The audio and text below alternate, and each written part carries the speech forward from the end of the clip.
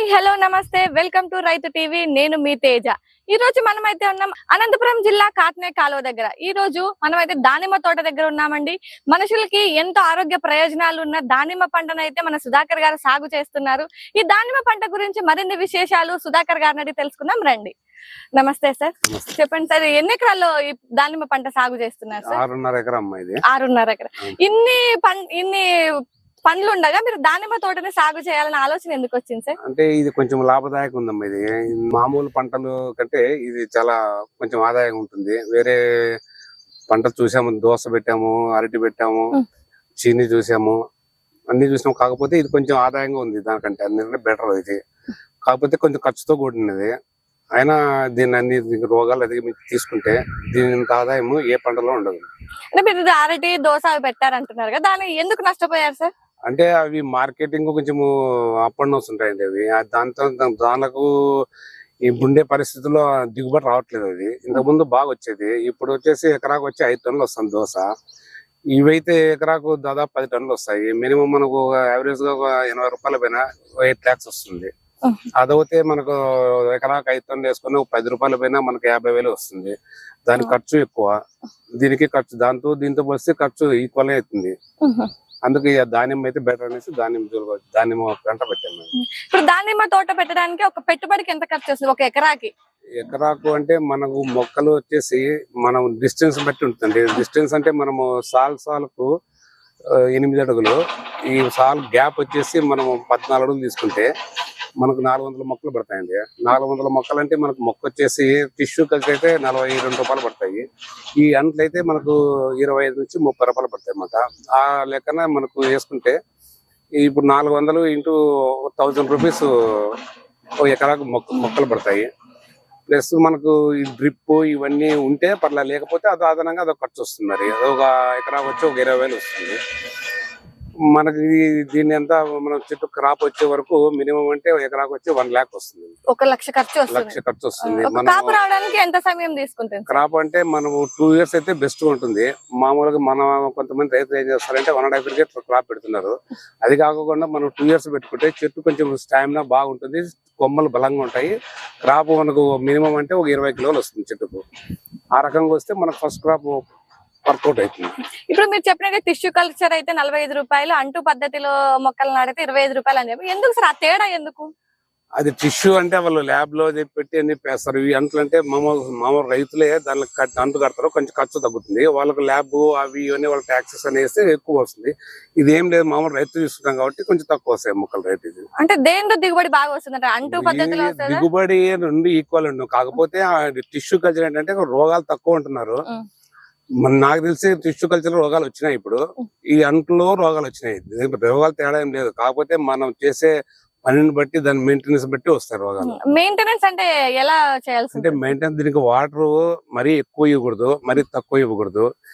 దానికి తోడు మన సాయిల్ ఏం చేయాలంటే, మనము సాయిల్ లేక ఇంతసేపు ఆర్గానిక్ బేస్ పేడ ఎరువు, ఈ మొత్తం టోటల్ గా కెమికల్ అనేది అస్సలు వాడకూడదు। ఆర్గానిక్ బేస్ చేసుకుంటే మనకు చెట్టు దాదాపు అంటే కొన్ని కాలాల పాటు ఉంటాయి। అదే మీరు కెమికల్ ఇవన్నీ వేస్తే చెట్టు గ్రోత్ బాగుంటుంది, అంతా బాగుంటుంది, కాబట్టి రోగాలు తొందరగా అటాక్ అవుతాయి। రోగాలు అంటే ఎటువంటి రోగాలు వస్తాయి సార్? అంటే దీంట్లో మెయిన్ దీనికి వచ్చేది బ్లైట్ అని వస్తుంది। ఆ బ్లైట్ అని ఏంటంటే కాయలు గ్రీన్స్ ఒక 3 months తర్వాత మనకు ఒక 2 months కు కట్ చేస్తాం మనగా, ముందు మొత్తం బ్లైట్ అంటే మొత్తం కాయ అంతా పగిలిపోతుంది। అది ఎందుకు కూడా పోతుందండి। దానికి తోడు ఆంత్రాకోసు, సర్కస్ పోరా, అంటే ఇవన్నీ కాయ కుళ్ళుడు, పగలడము, ప్లస్ రాలిపోవడము, ఇవన్నీ ఇట్లా రోగాలు వస్తుంటాయి। దానికి మనము ఆ సిచ్యువేషన్ బట్టి, ఆ వాతావరణం బట్టి మనం స్ప్రేయింగ్ చేసుకోవాలి। ఇప్పుడు మీరు చెప్పినట్లుగా మళ్ళీ సేంద్రియ ఎరువులు వాడుతున్నాము, రసాయనిక ఎరువులు తక్కువ వాడుతున్నాం అని చెప్పినారు। మళ్ళీ అలా కాయ కుళ్ళిపోయే స్థితికి వచ్చినప్పుడు మన రసాయనిక ఎరువులు వాడాల్సి తప్పదు। ఇది ఏంటంటే రోగాల కారణం ఏంటంటే మొత్తం వాతావరణం డిపెండెంట్। విపరీతం వర్షం వచ్చినా రోగాలు ఎక్కువ వస్తాయి, అలాగని తక్కువైనా రోగాలు వస్తున్నాయి, ఎక్కువైనా రోగాలు వస్తున్నాయి। ఈ వాతావరణం డిపెండెంట్ మొత్తం టోటల్ గా। ఈ ధాన్యం వచ్చి వాతావరణం మీద ఆధారపడుతుంది। మనకు వాతావరణం అనుకూలిస్తే పంట సక్సెస్, వాతావరణం అనుకూలం లేకపోతే పంట పండుతుంది। ఇప్పుడు దీనికి నీరు ఎన్ని రోజులకు ఒకసారి పెట్టాల్సి ఉంటుంది? నీరు అంటే మన సాయిల్ బట్టి, మనం ఒక కొంచెం గట్టి నేలకైతే 2 days ఒక 2 hours చాలండి। అదే కొంచెం ఇసుక నేలకైతే ప్రతిరోజు పెట్టాల్సి వస్తుంది. ఆ నీళ్లు కిందికి దిగిపోతాయి. ఇవి ఏమైతే అంటే స్ప్రెడ్ అయితే సైడ్కి వెళ్తాయి నీళ్లు. ఇసుక నేల కిందికి వెళ్ళిపోతాయి నీళ్లు. కిందికి వెళ్ళిపోతే ఉపయోగం లేదు దీనిలో. ఎంతసేపు స్ప్రెడ్ సైడ్కి పోవాలి వాటర్. ఇప్పుడు మనం నీరు అంటున్నారు, నీరు అంటే ఇప్పుడు డ్రిప్ పద్ధతిలో పెట్టినారు కదా సార్. ఎటువంటి నేల అయితే ఈ దానిమ్మ తోటకు చాలా బాగుంటుంది, పంట బాగా వస్తుంది సార్? రెడ్ సాయిల్ అయితే బాగుంటుంది. ఎర్రరేగడి నేల. ఎర్ర నేల అయితే చాలా బాగుంటుంది, సూటబుల్ ల్యాండ్. కాకపోతే ఏ నేలకైనా వాటర్ మనం ఎంత ఇస్తున్నామో అది ఎంత తీసుకుంటుందని మనం అబ్జర్వేషన్ చేయాలి. వాటర్ ఎక్కువ పెట్టకూడదు, అలానే తక్కువ పెట్టకూడదు. మనం ఏదైనా వాటర్ ఇప్పుడు ఇక్కడ ఉన్నది, ఇక్కడ ఇలా తీసి తడినప్పుడు ఇలా పట్టుకొని ఇట్లా అనేసి వదిలేస్తే అట్లా పగిలిపోవాలా. ఆ ముద్ద ఏంటంటే వాటర్ పెట్టకూడదు. ముద్ద కాకుండా పగిలిపోతే వాటర్ అవసరం అంటే కొంచెం డ్రై అయింది అనేసి, తడి ఉన్నప్పుడు పెట్టాల్సిన అవసరం లేదు అంటారు. అలాగే ఇప్పుడు మనకు ఇప్పుడు మాది వచ్చేసి ఇప్పుడు క్రాప్ వదిలినాం. ఇప్పుడు ఫ్లవరింగ్ స్టేజ్. అంటే ఈ సీజన్ లో వాతావరణము బాగాలేదన్నమాట. ఈ చలికాలం మీద చలి ఉష్ణోగ్రత కొంచెం తక్కువ ఉంది. దాని వల్ల కొంచెం ఫ్లవరింగ్ కొంచెం తక్కువ వస్తుంది. మామూలుగా అయితే ఏప్రిల్, మేలో, జూన్ లో వాళ్ళకు ఫ్లవరింగ్ విపరీతంగా వస్తుంది. ఈ టైం ఏంటంటే విపరీతం కూలింగ్, మరి టెంపరేచర్ మధ్యాహ్నం డే టైం ఎక్కువ ఉంటుంది, నైట్ టైం విపరీతంగా టెంపరేచర్ డౌన్ అవుతుంది. ఈ అప్ అండ్ డౌన్ వల్ల ఈ ఫ్లవరింగ్ డ్రాప్ కావడము, ప్లస్ ఈ ఫ్లవరింగ్ మొత్తం టోటల్ గా నీట్ గా రాదన్నమాట, తక్కువ వస్తుంది క్రాప్.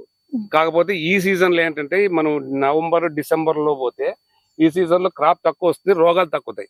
అదే మనం ఏప్రిల్, మే లో పోతే ఆ వర్షంలో పడతాము. ఆ వర్షంలో పడినప్పుడు ఏమవుతుందంటే ఈ ఫ్లవరింగ్ వాటర్ అనేది ఎక్కువ పడినప్పుడు ఈ ఫ్లవరింగ్ డ్రాప్ జరుగుతుంది. ప్లస్ ఈ దీనిలోకి వాటర్ పోతే ఇక్కడ వాటర్ స్టోర్ అయిపోతుంది లోన. అది ఏమైతుందంటే సర్కస్పోరా, ఆంత్రాకోస్ అనే రోగాలు వస్తాయి. నీరు ఎక్కువైనా కూడా రోగాలు వస్తాయి. నీళ్లు తక్కువైనా రోగాలు వస్తాయి, నీళ్ళు ఎక్కువైనా రోగాలు వస్తున్నాయి. తక్కువైతే రోగాలు తక్కువ, కానీ ఎక్కువైతేనే రోగాల ప్రాబ్లం వచ్చేది దీనికి. ఈ టైంలో ఈ ప్రాబ్లం ఏంటంటే నీరు పెడితే గ్రోత్ వస్తుంది, నీళ్లు పెట్టకపోతే ఫ్లవరింగ్ రాదు. ఈ కండిషన్ లో మనము మొక్క ఇగురు పెరక్కోకుండా కొన్ని మందులు ఉన్నాయి, దానిలో స్ప్రే చేసుకుంటే గ్రోత్ ప్రమోటర్ వచ్చినాయి, అవి రెగ్యులేటర్స్. దానిలో కొట్టుకుంటూ పోతుంటే మనకు ఈ చిగురు పీకేసుకోవాలి. మొత్తం చిగురు పీకేసుకుంటే ఫ్లవరింగ్ అనేది వస్తా ఉంటుంది. ఈ మొక్కలు మీరు ఎక్కడి నుంచి తెప్పించారు? నేను మహారాష్ట్రలో తెప్పించానండి, ఇవి సోలాపూర్ నుంచి. ఇప్పటికి 6 years అయింది. 6 సంవత్సరాలు. ఒక మొక్క నాటిన తర్వాత అది జీవిత కాలం ఎన్ని సంవత్సరాలు? అంటే దీనికి ఏది విల్టు అంటే ఏరు పురుగు, ఈ ఏరు కుళ్ళు లేకపోతే దాదాపు 20 years ఉంటాయండి ఇవి. ఒక 20 సంవత్సరాలలో మీరు ఎన్ని పంటలు తీస్తారు? Yearly once. ఇక మాత్రం మన చెట్టు, మన తోట ఆరోగ్యాన్ని బట్టి మనం 20 ఏళ్ళు ఉంటాయి. లేదా చెట్టు నీకు చనిపోతాయి, మామూలు గ్యాప్ వస్తాయి. ఎక్కడున్నా ఒక చెట్టు చనిపోతే అక్కడ నుంచి ఆ చెట్టు నుంచి ఇంకో చెట్టు ప్రాకుతానే ఉంటుంది. అది విల్ట్ అనేది, ఆ చెట్టు చనిపోతుంది. ఇప్పుడు మీరు 6 సంవత్సరాలు అయింది అంటున్నారు ఈ మొక్కలు పెట్టి. 6 సంవత్సరాల్లో మీరు ఎన్ని పంటలు చేసినారు? ఇప్పుడు 6 పంటలు. 6 పంటలు బాగా వచ్చింది. పెట్టిన పెట్టుబడికి దిగుబడి బాగా వచ్చిందా? ఫస్ట్ ఇయర్ మొత్తం అంతా వచ్చేసిందండి. టోటల్ నేను పెట్టినప్పుడు డ్రిప్, పైపులు, మొక్కలు, దీన్ని పెంచిన మొత్తం ఫస్ట్ ఇయర్ అమౌంట్ వచ్చింది. సెకండ్ ఇయర్ మళ్ళా నెక్స్ట్ మనకు ఫస్ట్ 20 tons అయినాయి, సెకండ్ 40 tons అయినాయి, నెక్స్ట్ మళ్ళీ 50 tons అయినాయి. అని ఇంక్రీజ్ అవుతానే ఉంటుంది ఈ రేరు. చెట్టు పెరిగే కొద్దీ మనకు క్రాప్ పట్టుకుంటుంది కదా, దాని వల్ల మనకు ఎక్కువ పళ్ళు వస్తాయి. అంటే ఇప్పుడు మీరు దానిమ్మ తోట పెట్టిన దానికి మీకు పెట్టిన పెట్టుబడికి మంచి అమౌంట్ వచ్చింది, మీరు సాటిస్ఫాక్షన్ లోనే ఉన్నారు ప్రస్తుతానికైతే. ఇప్పటికైతే వేరే పంటలతో పోలిస్తే ఈ పంట బెస్ట్. కొంచెం రేట్లు ఉంటే ఇంకా బాగుంటుంది, రేట్లు తగ్గినప్పుడు మనకు కొంచెం అమౌంట్ తక్కువ వస్తుంది. ఇప్పుడు ప్రెసెంట్ అయితే ఎంత ఉంది సార్ ఒక కిలో ధర? 200 రూపాయలు ఉంది. 200 రూపాయలు ఉంది. టన్ను వచ్చి 2 లక్షలు. టన్ను 2 లక్షలు. ఓకే సార్, మీరు దానిమ్మ తోట పెట్టాలనుకునే రైతులకు మీరు ఇచ్చే సలహా ఏంటి సార్? దానిమ్మ తోటగా నా సలహా ఏంటంటే, ఇదంతా ఈజీగా పండించే పంట కాదు. దీంట్లో అవగాహన లేకుండా పంట పెట్టడం అనేది కొంచెం జాగ్రత్త చూసుకోవాలి. తెలుసో తెలియకో ఎవరికో వచ్చిందని మనం పెడితే మనకు రావచ్చు, రాకపోవచ్చు. అది మన మెయింటెనెన్స్ బట్టి ఉంటుంది, మన స్థాయిని బట్టి ఉంటుంది. అది దానివల్ల ఏమంటే అవగాహన తెలుసుకొని పెట్టుకుంటే మంచిదని చెప్తున్నాను. ఇప్పుడు అవగాహన అంటే ఏ అంశాల మీద ఎక్కువ దృష్టి సారించాల్సి ఉంటుంది సార్ దానిమ్మ తోట పెట్టే వాళ్ళు? దానిమ్మ తోట పెట్టేది క్రాప్ వచ్చే వరకు ఏం మెయింటెనెన్స్ ఉండదండి. క్రాప్ వచ్చిన తర్వాతనే ఆ రోజు దాని వాతావరణం బట్టి మనం మందులు స్ప్రే చేయాల్సి వస్తుంది. అది తెలుసుకోవాలి, ఏ రోగానికి ఏ మందు అని తెలుసుకోవాలి. ఇది ప్రాక్టికల్ గానీ చేస్తేనే కానీ మనం దీంట్లో థియరీ చెప్పేకుండదు. ఎందుకంటే మనం చేసే పని ఆ చెట్టుకు ఏది అవసరం అనేది మనకు తెలుస్తుంది. అప్పుడు మనకు దీనివల్ల అవగాహన తెలుసుకున్నప్పుడు ఆటోమేటిక్ గా తెలుస్తుంది ఏ రోగం వచ్చింది, ఈ మందు కొట్టాలి అనేది. అది తోటలో రైతు తెలుస్తుంది కానీ పక్కన వాళ్ళు చెప్పేకైతే కాదు ఇది.